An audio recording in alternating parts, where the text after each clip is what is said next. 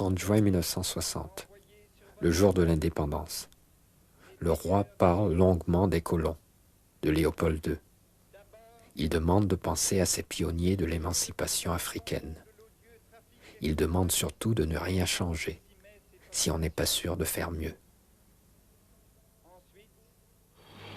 L'indépendance du Congo constitue l'aboutissement de l'œuvre conçue par le génie du roi Léopold II, entreprise par lui avec un courage tenace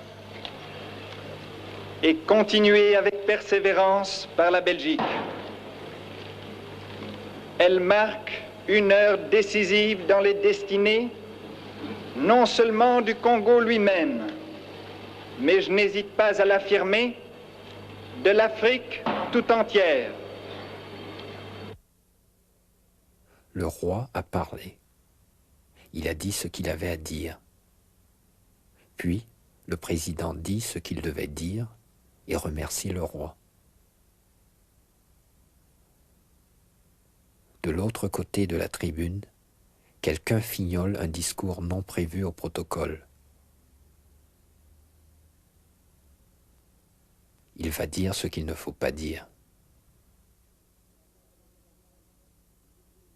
Combattants de l'indépendance, aujourd'hui victorieux, je vous salue au nom du gouvernement congolais. À vous tous, mes amis, qui avez lutté sans relâche à nos côtés,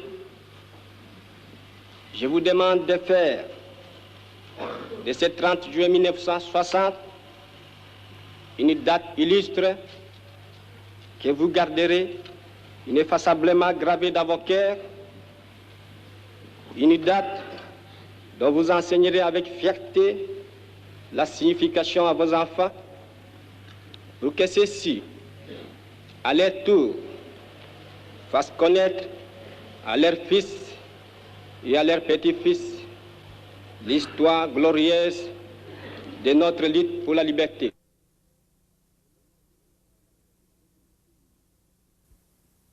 Le premier signe que quelque chose clochait, c'est au fond l'écoute que j'ai faite vers midi du discours prononcé par le Premier ministre Lumumba à Kinshasa, que j'ai écouté. Et alors là, je me suis dit, là, il y a quelque chose qui n'est pas tout à fait dans le sens que l'on espérait. Les images ont été perdues. La voix est restée. Nous avons connu les ironies, les insultes, les coups que nous devions subir au matin, midi et soir, parce que nous étions des nègres.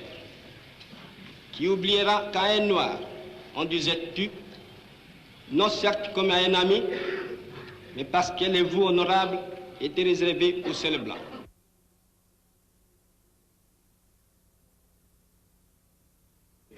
Alors je crois que je peux même affirmer que le roi était d'assez mauvaise humeur après le discours et qu'il a voulu quitter immédiatement et rentrer en Belgique et que, bon, c'est se rendant à la raison d'État qu'il est resté et qu'il a assisté au repas qui était prévu et où Lumumba d'ailleurs a fait un discours beaucoup plus aimable à l'égard de la Belgique, mais je crois que le mal était fait. Nous y avons souffert dans notre corps, dans notre essai de l'oppression colonialiste. Nous vous le disons, tout cela est désormais fini.